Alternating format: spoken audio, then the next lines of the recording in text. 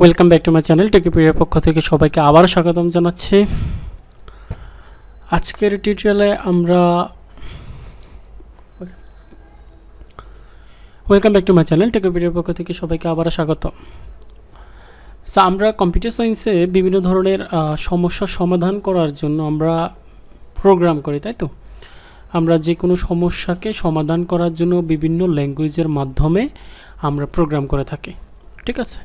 So সেই ল্যাঙ্গুয়েজগুলো হতে পারে প্রোগ্রামিং সি ফ্যামিলির যে ল্যাঙ্গুয়েজগুলো যদি আমি বলি, প্রোগ্রামিং সি হতে পারে, জাভা হতে পারে, পাইথন হতে পারে, অনেক ল্যাঙ্গুয়েজ আছে। সো সেই ল্যাঙ্গুয়েজগুলো ইউজ করে আমরা বিভিন্ন ধরনের সমস্যাকে প্রোগ্রামের মাধ্যমে সলভ করে থাকি। এখন কথা হলো, আমরা যে ল্যাঙ্গুয়েজে ব্যবহার করি না কেন, আপনি একটা সমস্যা সমাধান করার আগে সেই সমস্যাটি কিভাবে সমাধান করবেন তার স্টেপগুলো আগে লিখতে হয়, যেটাকে আমরা বলে থাকি অ্যালগরিদম, ঠিক আছে?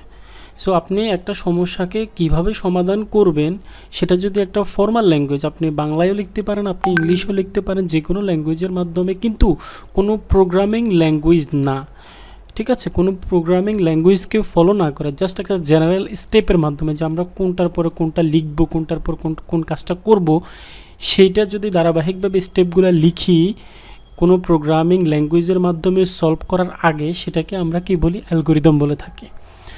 সো ধরেন আমি একটা প্রোগ্রাম যখন একটা সমস্যাকে যখন প্রোগ্রামের মাধ্যমে সলভ করব এবং অ্যালগরিদম করব, এই দুটোর প্রোগ্রামিং ল্যাঙ্গুয়েজ এবং আমি সমস্যাটি সমাধান করব, তার মাঝের যে স্টেপটা সেটা হচ্ছে অ্যালগরিদম, তাই তো? এখন একটা সমস্যা সমাধান করার জন্য আমার বিভিন্ন ধরনের অ্যালগরিদম ব্যবহার হতে পারে। তার মানে কি, আসলে আমি একটা সমস্যা বিভিন্নভাবে সলিউশন করতে পারি। এই যে বিভিন্নভাবে সলিউশন, ধরেন একটা সমাধান করার জন্য আমার 4টা সলিউশন আছে। তো 4টা সলিউশন যেহেতু আছে, 4টা সলিউশন কি আলাদা আলাদা, তাহলে তার অ্যালগরিদম আলাদা হবে। মানে অ্যালগরিদম মানে কি, অ্যাপ্রোচ, আপনি কীভাবে সমাধান করছেন সেই স্টেপগুলো। তাহলে ধরেন আমি একটা সমস্যা, আমার একটা সমস্যা আছে, সেই সমস্যাটা আমি সমাধান করব, তাহলে আমার কাছে পসিবল আমি সলিউশন বের করলাম হচ্ছে 4টা, ঠিক আছে? আমি সেই 4টা সলিউশনকে আমি বলছি অ্যালগরিদম, 4টা অ্যালগরিদম। আমি অ্যালগরিদম বলছি A1, algorithm A2, algorithm A3, algorithm A4। আমি একটাই সমস্যা সমাধান করব, সেই সমস্যা সমাধানের জন্য আমি সলিউশন বা অ্যালগরিদম পেলাম কয়টা? 4টা। এখন কথা হলো, এই 4টা সলিউশন আপনি ল্যাঙ্গুয়েজের মাধ্যমে, যে কোনো ল্যাঙ্গুয়েজের মাধ্যমে সমাধান করবে, সেটা পরে আসছে। কিন্তু এই 4টা থেকে আপনি কোন অ্যালগরিদমটা সিলেকশন করবেন, কোন অ্যালগরিদমটা আপনার জন্য বেস্ট হবে, কোন অ্যালগরিদম ইউজ করলে আপনি বেস্ট সলিউশন পাবেন, কিভাবে সেটা সিলেকশন করবেন, সেটা সিলেকশন করার জন্য আপনাকে দুটো জিনিস মাথায় রাখতে হবে। অ্যালগরিদম অ্যানালাইসিসের ক্ষেত্রে আপনি প্রথমে অ্যালগরিদমটা ডিজাইন করলেন, এখন আপনার কাজ হলো, আপনি 4টা অ্যালগরিদম ডিজাইন করলেন, এখন আপনার কাজ হলো 4টা অ্যালগরিদমকে অ্যানালাইসিস করা। সেই 4টা অ্যালগরিদম যদি আপনাকে অ্যানালাইসিস করতে হয়, আপনার জন্য 2টা জিনিস আপনাকে এখানে মনে রাখতে হবে। সেই দুটো জিনিস হচ্ছে কি, টাইম কমপ্লেক্সিটি, আমরা যেটাকে বলি টাইম। আপনাকে চিন্তা করতে হবে যে আমার যে 4টা অ্যালগরিদমের মধ্যে কোনটাই সবচেয়ে কম সময় লাগছে, এবং স্পেস, আপনার কোন অ্যালগরিদমটা সবচেয়ে কম স্পেস লাগছে, সেটাই তো আপনার বেস্ট অ্যালগরিদম, তাই নয় কি? আপনার 4টা অ্যালগরিদমের মধ্যে যেটাতে কম সময় লাগছে এবং স্পেসও কম লাগছে, সেটাই হচ্ছে আপনার জন্য বেস্ট অ্যালগরিদম, এবং আপনি ওই অ্যালগরিদমটাই বাছাই করবেন এই 4টা অ্যালগরিদম থেকে। তারপরে স্টেপে আপনি কি করবেন, যে কোনো একটা ল্যাঙ্গুয়েজ আপনি সিলেকশন করবেন, সেটা আপনার প্রয়োজন মতো, আপনার যে আপনি যদি জাভাতে করতে চান, আপনি যে কোনো ল্যাঙ্গুয়েজ ইউজ করে করতে পারবেন। তাহলে একটা অ্যালগরিদমের পারফরমেন্সি বা অ্যানালাইসিসের জন্য আপনাকে দুটো জিনিস মনে রাখতে হবে, সেটা হচ্ছে স্পেস কমপ্লেক্সিটি এবং হচ্ছে যে টাইম কমপ্লেক্সিটি। টাইমকে আপনাকে বিবেচনা আনতে হবে যে সময় কতক্ষণ লাগছে এবং এর জন্য জায়গা কতটুকু লাগছে আপনি যে অ্যালগরিদমটা সিলেকশন করেছেন। সো আমরা এতক্ষণ দেখলাম যে আমরা একটা অ্যালগরিদমকে অ্যানালাইসিস করার জন্য আমরা দুটো জিনিস কনসিডার করব, একটা হচ্ছে টাইম এবং স্পেস। এই টাইম এবং স্পেস, এই যে টাইম এবং স্পেস কমপ্লেক্সিটি আমরা বলছি, এই টাইম এবং স্পেস কমপ্লেক্সিটিকে প্রকাশ করার জন্য আমরা বিভিন্ন ধরনের সিম্বল বা নোটেশন ব্যবহার করে থাকি, যেটাকে আমরা বলি হচ্ছে অ্যাসিম্পটোটিক নোটেশন। যে নোটেশনগুলোর মাধ্যমে আমরা আমাদের অ্যালগরিদমের যে অ্যানালাইসিস সেটাকে আমরা প্রকাশ করতে পারি আর কি।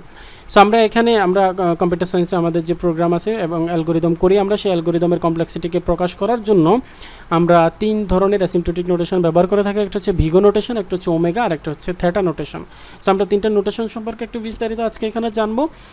আশা করছি এই যে আপনারা যদি মনোযোগ দিয়ে কথাগুলো শুনেন তাহলে আশা করছি আপনারা বুঝতে পারবেন আর কি। তো প্রথমে আমরা যে নোটেশনটি দেখব সেটি হচ্ছে ভিগো নোটেশন। ভিগো নোটেশনটা আমরা ইউজ করব তখন, অর্থাৎ আমার যে অ্যালগোরিদম সেটার অ্যালগোরিদমের আফার বাউন্ডের ক্ষেত্রে। আফার বাউন্ড মানে হচ্ছে যে আপনার ওস্ট কেস মানে হচ্ছে যে আপনার সবচেয়ে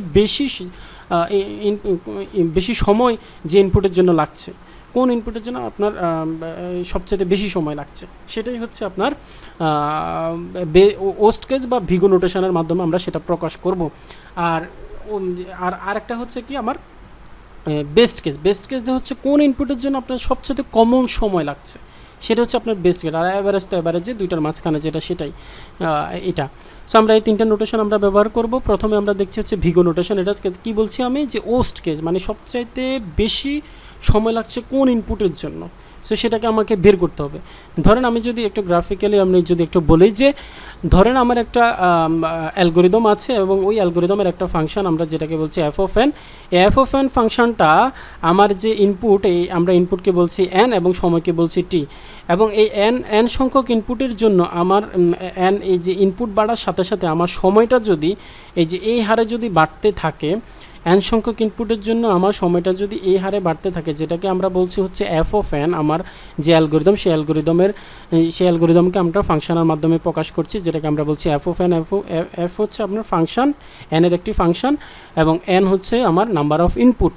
সো আমরা এই এফ অফ এনটা কীভাবে বের করবো আমরা পরবর্তী টিউটোরিয়ালগুলোতে দেখবো, যে আমাদের একটা অ্যালগোরিদম দেওয়া থাকবে, সেই অ্যালগোরিদম থেকে আমরা এই এফ অফ এন ফাংশন এনের একটি ফাংশন হিসেবে বের করে নিয়ে আসবো আমাদের অ্যালগোরিদমটাকে। সেই এফ অফ এন থেকে আমরা কী করবো, এই যে নোটেশনগুলো যে ভিগো, তার বেস্ট কেস কত, ওস্ট কেস কত এবং এভারেজ কেস কত, এগুলো বের করতে পারবো। সো আমাদের কি প্রথমে জানতে হচ্ছে যে আমাদের কি নোটেশন আছে, তারপর আমরা শিখব যে সেই নোটেশনগুলো বের করার জন্য আমাকে অ্যালগোরিদম থেকে কীভাবে ফাংশনটা ডিরাইভ করতে হবে এবং ফাংশন থেকে কীভাবে আমরা নোটেশন করব। আপনারা যদি মনোযোগ দিয়ে যদি টিউটোরিয়ালগুলো দেখতে থাকেন তাহলে আশা করছি পারবেন আর কি। সো এখন যা করছি সেটা একটু মনোযোগ দিয়ে দেখেন। তো দেখেন এখানে এফ অফ এন, এটা হচ্ছে তাহলে কি আমার অ্যালগোরিদমের একটা ফাংশন। এখন আমরা বলেছি কি ভিগো হচ্ছে যে ওস্ট কেস মানে হচ্ছে যে আফার বাউন্ড। তাহলে আফার বাউন্ডে এফ অফ এন এর আমরা একটা আফার বাউন্ড ধরলাম হচ্ছে যে যদি এমন হয় যে ইনপুট বাড়ার সাথে সাথে কার্ভটা যদি এমন হয় যে সি, যেটাকে আমরা বলছি সি জি অফ এন, হ্যাঁ, তা সেক্ষেত্রে এই যে এই দেখেন একটা এই গ্রাফটার ক্ষেত্রে খেয়াল করেন যে এই যে ইনপুট, এই যে একটা পয়েন্ট আছে এখানে, এই যে পয়েন্টটার পরে এই কার্ভটা দেখেন আপারে চলে গেছে, হ্যাঁ, উপরে থাকছে, তাই না? তাহলে এই যে এফ অফ এন যে ফাংশনটা আছে আমার, সেটার এই যে সি জি অফ এন, এটা একটা ইনপুটের পরে ওই একটা ইনপুট কি N equal to N not, ওই এন নট ধরেন হচ্ছে যে আমার ধরেন 4, অর্থাৎ যদি আমরা এটাকে 4 মনে করি তাহলে ধরেন যে 4-এর পরে আমরা যে 5, 6, 7, 8, 9, 10 যাই দিই না কেন এই কার্ভটা কী করছে, উপরে থাকছে। তাহলে এই কন্ডিশনের ক্ষেত্রে আমরা সি জি অফ এন এটাকে আমরা ভিগো নোটেশন বলতে পারি। সো আমার এই যে কার্ভটা আমি দেখাইলাম, এই কার্ভটাকে যদি আমরা এভাবে বলি যে ইফ যদি F of N is less than C G of N হয় এবং for all N is greater than N not.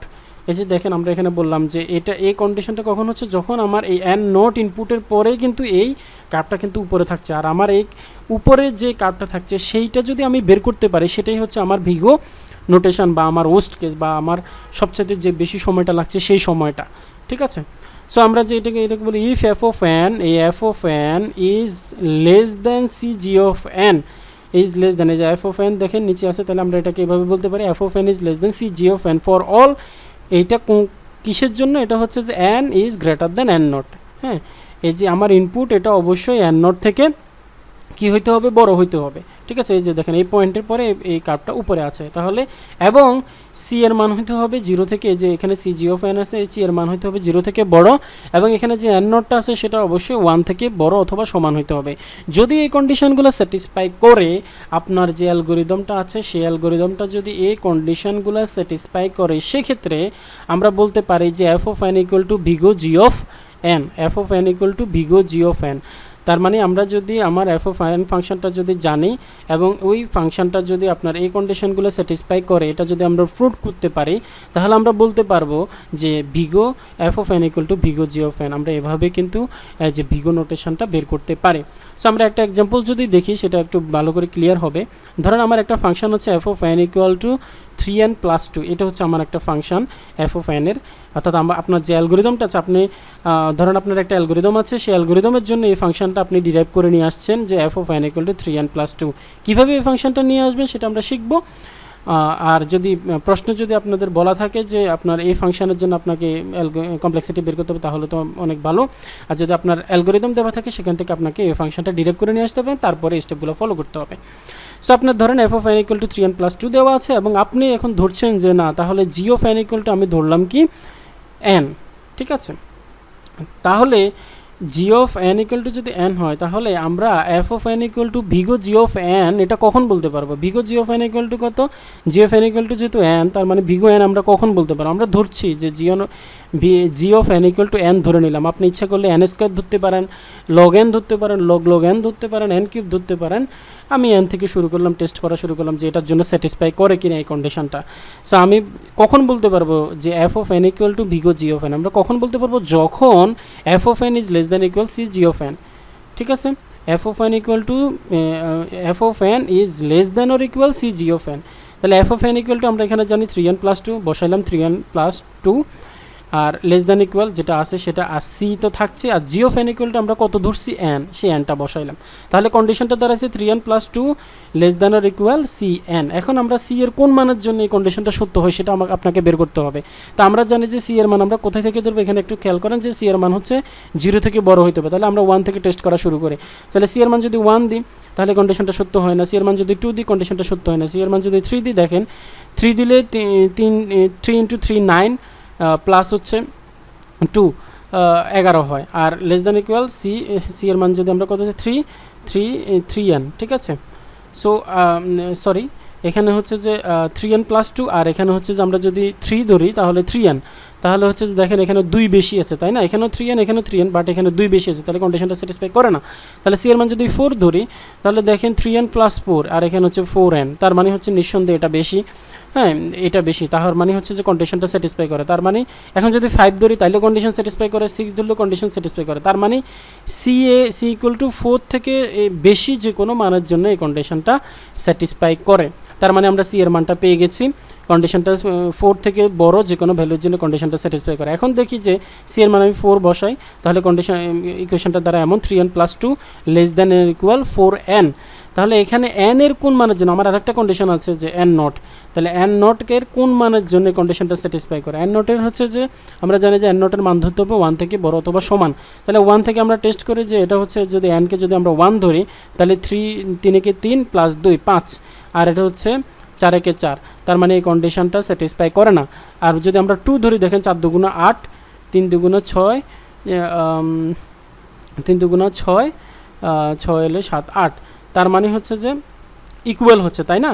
So equal হচ্ছে সেহেতু আমার কন্ডিশনটা স্যাটিসফাই করছে। তার মানে n এর 3 এর জন্য কিন্তু এটা স্যাটিসফাই করবে।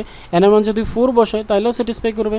তার মানে হচ্ছে যে n0 এর মান 2 থেকে বড় অথবা সমান যে কোনো মানের জন্য কন্ডিশনটা স্যাটিসফাই করছে। যেহেতু এই দুইটা কন্ডিশন সি ইকুয়াল টু 4 থেকে বেশি যে কোনো মানের জন্য এবং n0 এর মান 2 থেকে বেশি যে কোনো মানের জন্য কন্ডিশনটা স্যাটিসফাই করছে, সেহেতু আমরা বলতে পারি যে F of N equal to big O G of N.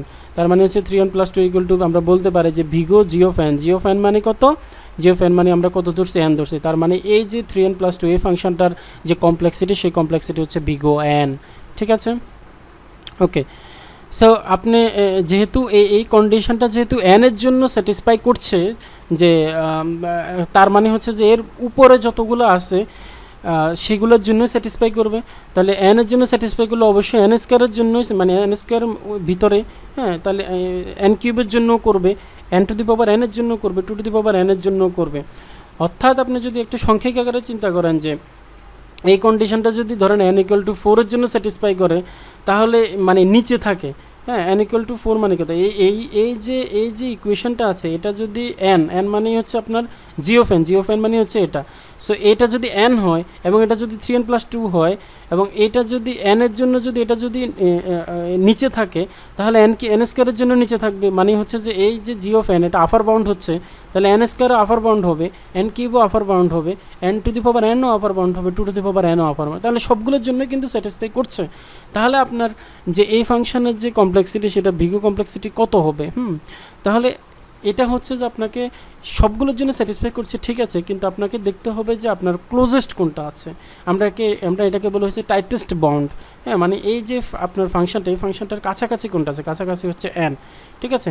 এটা হচ্ছে n স্কয়ার হচ্ছে তার থেকে বড়, আমরা অত বড়োর দিকে যাওয়ার দরকার, আমরা কাছাকাছিটা নেব, কাছাকাছি কি n, ঠিক আছে। কারণ একটা ফাংশন অনেক কন্ডিশনের জন্য এর উপরে, কারণ সর্বনিম্ন কন্ডিশন হচ্ছে এটা n, এর উপরে সবগুলোর জন্য তো এটা সত্য হবে নিঃসন্দেহে, এটা তো ইয়ে করার কিছু নেই। আপনার একটা কন্ডিশন যদি 4-এর জন্য সত্য হয়, আপনার 5-এর জন্য সত্য হবে, 6-এর জন্য সত্য হবে, 7-এর জন্য সত্য হবে। তো আমরা কোনটা ধরবো? আমরা মিনিমামটা ধরবো, যে কন্ডিশন থেকে ওর উপরেগুলো সবগুলোই সত্য হচ্ছে, সেটাই এই কন্ডিশনটা এখানে এই জন্য লেখা হয়েছে যে f of n is less than of c g of n। এই জন্য আমরা কোনটা ধরবো? সবচেয়ে কাছাকাছি যেটা আছে সেটা, অর্থাৎ টাইটেস্ট বাউন্ড বলি আমরা, সেই টাইটেস্ট বাউন্ডটা ধরবো। তাহলে মানে হচ্ছে যে এই যে ফাংশনটা আছে, এই ফাংশনটার কমপ্লেক্সিটি হচ্ছে big O n।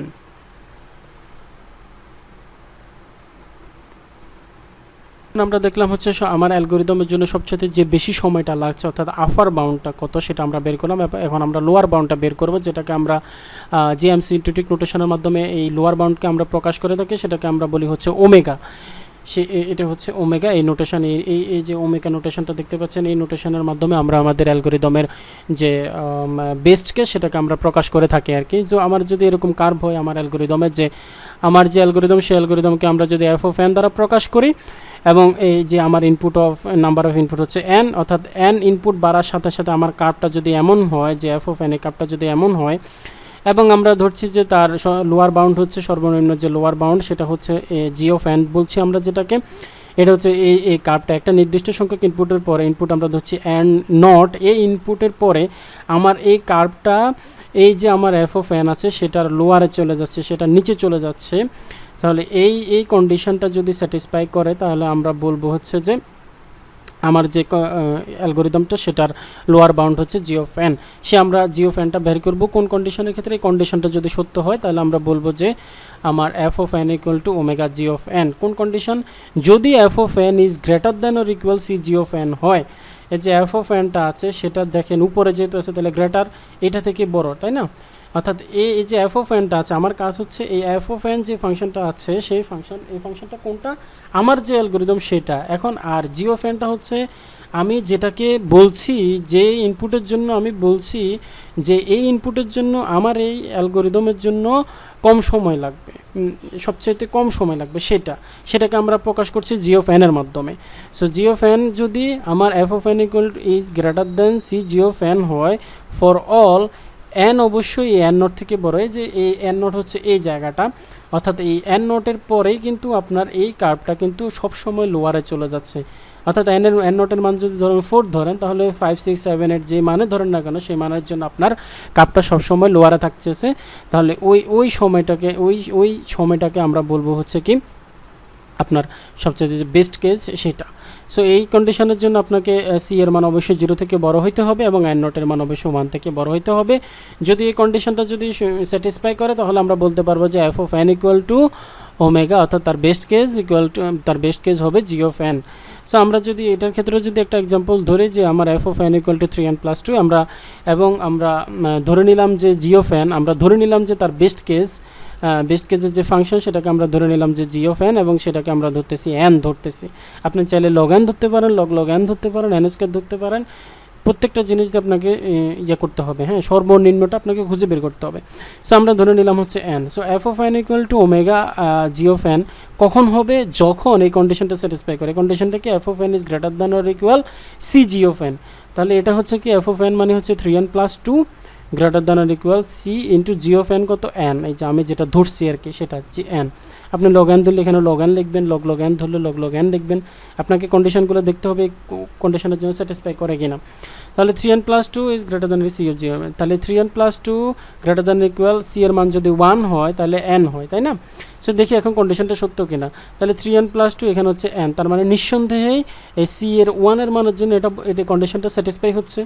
হ্যাঁ, সি এর মান 0 থেকে বড়, আপনার বড় যে কোনো মানের জন্য আপনার এটা চেক করে দেখবেন। তাহলে 1 এর জন্য স্যাটিসফাই যদি হয় তাহলে 2 এর জন্য স্যাটিসফাই করবে, 3 এর জন্য স্যাটিসফাই করবে নিঃসন্দেহে, তাহলে আর চেক করার দরকার নেই।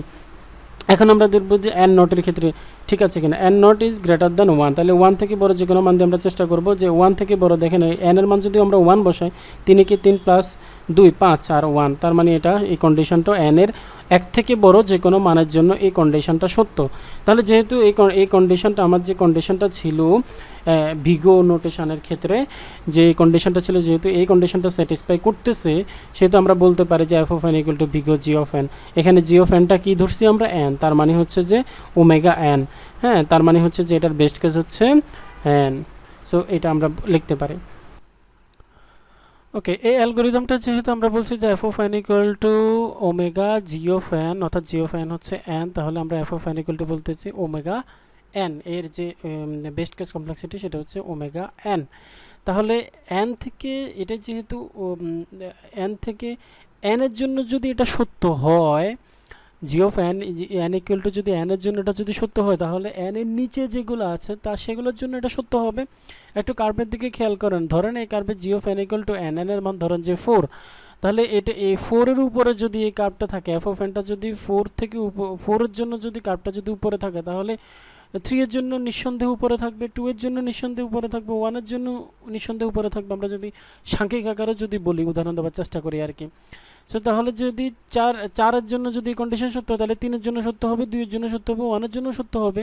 সব 1 এর উপরে, 2 এর 4 এর উপরে থাকলে তার নিচে যতগুলো আছে নিঃসন্দেহে তার উপরে। তো সেই অনুযায়ী আমরা বলতে পারি যে যদি g of N equal to n হয়, এই এন এর জন্য যদি কন্ডিশনটা যেহেতু সত্য হচ্ছে, তাহলে লগ এন তো এন এর নিচে, তাই না? এন এর যে মান সেই লগ এন কিন্তু তার নিচে ছোট, তাহলে লগ এনের জন্য সত্য হবে, লগ এনের জন্য সত্য হবে। তাহলে এনও সত্য, লগ এনও সত্য, লগ এনও সত্য। তাহলে আমরা কোনটা নিব? আমরা আগেই বলেছি যে আমরা টাইটেস্ট বন্ডটা নিব, অর্থাৎ আমরা যেটা কাছাকাছি আছে সেটা নিব। লগ এন তার থেকে ছোট, লগ এন তার থেকেও ছোট, আমরা অত ছোটোর দিকে নাকি আমরা সবচেয়ে যেটা কাছাকাছি সেটা আমরা নেব, সেটা কত, এন। তাহলে এই ফাংশনের জন্য আমার যে বেস্ট কেস কমপ্লেক্সিটি সেটা হচ্ছে যে কি ওমেগা এন। সো আমরা এতক্ষণ দেখেছি হচ্ছে যে একটা অ্যালগোরিদমের বেস্ট কেস এবং ওস্ট কেস কমপ্লেক্সিটি কীভাবে প্রকাশ করতে হয় এবং কীভাবে বের করতে হয়। এখন আমরা দেখব হচ্ছে যে অ্যাভারেজ কেসটা কীভাবে বের করবো, অর্থাৎ বেস্ট কেস এবং ওস্ট কেসের মাঝামাঝি যে সময়টা, সেই সময়টা কোন ইনপুটের জন্য অ্যাভারেজ একটা সময় লাগছে সেটা আমরা বের করব। সো আপনাকে অ্যাভারেজ কমপ্লেক্সিটিকে প্রকাশ করার জন্য যে নোটেশনটা ব্যবহার করা হয় সেটা হচ্ছে থেটা নোটেশন। এই নোটেশনের মাধ্যমে আপনি অ্যাভারেজ কেস কমপ্লেক্সিটিকে প্রকাশ করতে পারবেন। আপনার যদি এমন হয়, কাপটা এমন হয় যে অ্যাভারেজ কেস কমপ্লেক্সিটির মধ্যে যে আপনার একটা ফাংশন হচ্ছে আপনার যে অ্যালগোরিদম, সেই অ্যালগোরিদমের যে ফাংশনটা হচ্ছে এফ অফ এন যদি হয়, এবং এফ অফ এন এর লোয়ার বাউন্ড হচ্ছে C1 জি অফ এন এবং আপার বাউন্ড হচ্ছে C2 জি অফ এন হয়, এবং যদি এই কন্ডিশনটা যদি স্যাটিসফাই করে C1 G of N is greater then less than or equal f of n and C2 g of n is greater than or equal f of n যদি হয়, এবং for all n is greater than n not, আগের মতোই C1 এবং C2 অবশ্যই 0 থেকে বড় হইতে হবে এবং n not এর মান 1 থেকে বড় অথবা সমান হয়, তাহলে আমরা বলতে পারি যে f of n equal to theta j of n। এটা আমরা বলতে পারি। সো যদি আমরা একটা এক্সাম্পল দেখি যে f of n equal to 3n plus 2 হয় এবং আমরা g of n equal to ধরে নিলাম হচ্ছে n, এই কন্ডিশনটা দিয়ে আমরা বের করার চেষ্টা করব। যদি এই কন্ডিশনটা যদি স্যাটিসফাই করে, তাহলেই আমরা বলতে পারবো যে f of n equal to theta n। So আমরা প্রথমে একটু টেস্ট করে দেখি যে n এর জন্য টেস্ট করে দেখি সেটা স্যাটিসফাই করে কিনা। তাহলে আমি কন্ডিশনটা লিখলাম এখানে C1 g of n is less than or equal f of n and is less than or equal C2 g of n, এবং আমরা দেখছি এখানে জি অফ এন ইকুয়ালটা আমরা ধরছি হচ্ছে জি অফ এন, এই যে জি অফ এন ইকুয়ালটা আমরা ধরছি হচ্ছে কত, এন, সেই এনটা লিখলাম, এবং f of N equal to আমরা জানি হচ্ছে 3n plus 2 এবং g of N equal to n. এখানে C1 এবং C2 মানটা আমাকে বের করতে হবে, কোন মানের জন্য কন্ডিশনটা 0 থেকে বড়, কোন মানের জন্য কন্ডিশনটা স্যাটিসফাই করে সেটা আমাকে বের করতে হবে। তাহলে আমরা C1 এর জন্য যদি ধরি, C1 আমরা 0 থেকে বড় যে কোনো ভ্যালু দিয়ে শুরু করে 1 দিয়ে যদি শুরু করে, এখানে যদি C1 এর মান যদি 1 হয় তাহলে এখানে n হয়, less than or equal 3n plus 2, তাহলে দেখেন এখানে আছে 3n, এখানে আছে n, তবে নিঃসন্দেহে কন্ডিশনটা স্যাটিসফাই করে 1 এর জন্য, তাহলে আমরা বলতে পারি যে C1 equal to 1। ওকে, এই C1 equal to 1 এর মানের জন্য কন্ডিশন স্যাটিসফাই করছে। আবার যদি আমরা C2 এর ক্ষেত্রে ধরি, C2 জি অফ এন, তাহলে C2 এর মান কত হয়, যদি 1 দিয়ে ধরি, তাহলে দেখেন 1n, হ্যাঁ মানে n আর হচ্ছে 3n + 2, তাহলে নিঃসন্দেহে এটা বড় হয় না। এভাবে আমরা যদি চেষ্টা করি তাহলে দেখবেন যে 4 হইলে c2 এর মান যদি 4 হয়, এখানে 4n এখানে 3n, তার মানে নিঃসন্দেহে 4n বড়, তাহলে কন্ডিশনটা স্যাটিসফাই করে। অর্থাৎ এখানে যদি 5 বসে তাহলেও স্যাটিসফাই করবে, তার মানে হচ্ছে যে 4 থেকে বড় যে কোনো মানের জন্য এই কন্ডিশনটা স্যাটিসফাই করছে। তার মানে c1 = আমরা পেয়ে গেলাম 1 এবং c2 = আমরা পেয়ে গেলাম 4। এখন দেখব যে n এর কোন মানের জন্য কন্ডিশনটা স্যাটিসফাই করে। n ≠ আমরা ধরলাম হচ্ছে যে 1 দিয়ে টেস্ট করব, 2 দিয়ে টেস্ট করব। এখানে দেখেন এটার ক্ষেত্রে যদি আমরা চিন্তা করি তাহলে দেখেন n = 3, তাহলে n এর মান যদি আমরা 1 ধরি, দেখেন 1 ≤ 3n + 2, তাহলে এটা 1, তাহলে 3 × 1 = 3, 3 × 2 = 5, তাহলে এটা হচ্ছে 1, তাহলে কন্ডিশনটা 1 এর জন্য স্যাটিসফাই করে। তাহলে এই কন্ডিশনের জন্য n0 এর মান হচ্ছে 1, এই n0 1 এর জন্য এই কন্ডিশনটা স্যাটিসফাই করছে। তাহলে এই 1 থেকে বড় যে কোনো মানের জন্য এই কন্ডিশনটা স্যাটিসফাই করবে। আবার যদি এই কন্ডিশনের ক্ষেত্রে চিন্তা করি যে আপনি যদি এখানে 1 বসান, 3 + 2 তার মানে হচ্ছে 5, আর এখানে যদি আপনি বসান তাহলে আসতেছে কত আপনার 4n, ঠিক আছে, তার মানে 4 × 4, তাহলে কন্ডিশনটা স্যাটিসফাই করে না 1 এর জন্য। 2 যদি বসান তাহলে 4 × 2 = 8, 3 × 2 = 6 + 2, তার মানে হচ্ছে 8, তাহলে 2 এর জন্য কন্ডিশনটা স্যাটিসফাই করছে। তার মানে হচ্ছে যে n0 এর মান হচ্ছে কত 2। সো এই কন্ডিশনের জন্য যেহেতু আমার এই কন্ডিশনটা স্যাটিসফাই করছে, তার মানে আমরা বলতে পারি f of n = θ g of n, g of n মানে কত n, তার মানে θ g of n। Okay, so আমরা এটা বলতে পারি। এখন এই যে f of nটাকে আমরা বলছি যে θ g of n, এটা হচ্ছে আসলে ইকুয়ালস টু আমার যে f of n ফাংশনটা দেওয়া আছে সেইটার সমানই প্রায়। সেটা যে আপনি দেখেন এখানে f of n = যখন আমি 3n + 2 তখন g of n মানে θ n হচ্ছে। তার মানে এটার যে ঘাত সেটার উপরে ডিপেন্ড করছে, আমরা সেটার উপরে ডিপেন্ড করে আমরা কিন্তু এর কমপ্লেক্সিটিটা লিখতে পারি। যদি আমার এমন থাকে ফাংশনটা যে f of n = 3n² + n + 2, এটা সর্বোচ্চ ঘাত কোনটা n², তাহলে দেখবেন যে এটা যদি আপনি এইভাবে সলিউশন করেন, কন্ডিশনটা স্যাটিসফাই করাতে চান, তাহলে দেখবেন যে θ n² এর জন্য কন্ডিশনটা স্যাটিসফাই করছে। তাহলে আমরা বলতে পারি যে এটা সর্বোচ্চ ঘাত যেহেতু n², তাহলে আমরা বলতে পারি θ n²। আবার দেখেন যদি n³ হয় তাহলে n³, আবার যদি 2n হয় তাহলে θ 2n হবে। সো এইভাবে আমরা সহজে কিন্তু এই ইকুয়েশন দেখে আমরা এভারেজ কেসটা লিখে ফেলতে পারি আর কি। ওকে, সো আমরা এতক্ষণ পর্যন্ত যে জিনিসগুলো দেখলাম সেটা হচ্ছে ভিগো নোটেশন, ওমেগা নোটেশন এবং থিটা নোটেশন। তিনটা নোটেশনের মাধ্যমে আমরা আমাদের অ্যালগরিদমের কমপ্লেক্সিটিকে প্রকাশ করতে পারি। সো ভিগো নোটেশনের মাধ্যমে আমরা আমাদের যে অ্যালগরিদম আছে সেই অ্যালগরিদমের ওয়েস্ট কেসটাকে প্রকাশ করে থাকি।